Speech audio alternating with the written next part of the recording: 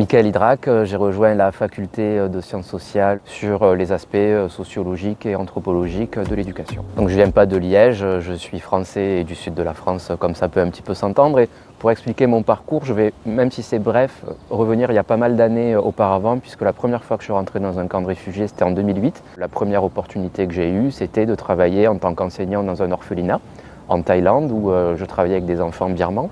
J'ai été frappé par le fait que ce camp soit très différent de ce que j'en imaginais.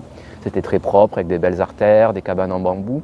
Et j'ai été choqué par quelque chose qui commençait à m'intéresser particulièrement, c'était le nombre d'écoles. Et j'ai voulu comprendre pourquoi dans ces lieux qu'on imagine être des lieux de relégation, il y a des écoles, parfois autant d'écoles, et quel rôle elles pouvaient avoir. Et finalement, cette première expérience que j'ai eue à 20 ans, 21 ans, eh bien, je crois qu'elle va faire toute ma carrière. Donc, mes travaux sont au croisement de la sociologie de l'éducation et de la sociologie des migrations, du point de vue de la recherche. À Liège, j'ai plus été recruté au niveau de l'enseignement sur ce qui est lié à la sociologie de l'éducation. Dans le cadre de la réforme de la formation initiale des enseignants, je donne par exemple des cours de sociologie des inégalités en contexte scolaire, sociologie des systèmes éducatifs, didactique des sciences sociales. Mais ça me permet toujours de faire un lien avec mes travaux de recherche. Je prends comme exemple le cours de sociologie des systèmes éducatifs. Eh bien, je donne un cours sur l'éducation en contexte humanitaire, une séance sur l'éducation en contexte humanitaire, où je fais travailler les étudiants sur des photos de mes terrains, sur des photos d'écoles dans les camps de réfugiés, certaines photos où on me voit même dans ces camps.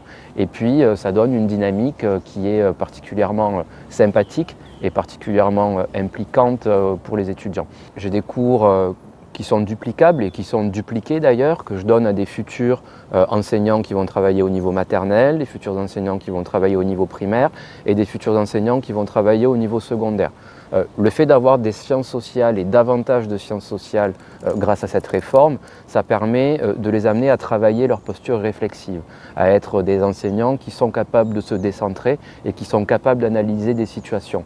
Par exemple, c'est utile pour les relations avec la famille, d'avoir quelques repères sociologiques pour comprendre qu'il y a des enjeux de culture, qu'il y a des enjeux liés aux classes sociales et qu'il ne faut pas s'arrêter à la première impression qu'on pourrait avoir, se dire cet élève est mal élevé, cet élève est comme ceci, sa famille est comme cela. Non, il y a des explications à rechercher dans des choses qu'on leur apprend en cours.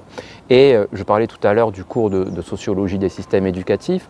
Là, c'est important que les étudiants aient ce type de cours, eh bien, pour qu'ils deviennent quelque part, sans être des experts, mais un petit peu comme moi, entre guillemets, pour qu'ils aient la possibilité de se sensibiliser à différents systèmes, de comprendre la place de l'éducation dans un contexte mondialisé, de comprendre la marchandisation aussi de l'école dans un contexte mondialisé, en regardant ce qui se fait dans les pays du Sud, en regardant comment des acteurs privés ou des multinationales investissent un champ qui est extrêmement rentable et ce que ça produit en termes de rapports de domination et en termes de choses qui peuvent être tout autant positives que négatives. C'est extrêmement important que les étudiants sachent ça et puissent se positionner en tant que futurs profs sur ces enjeux.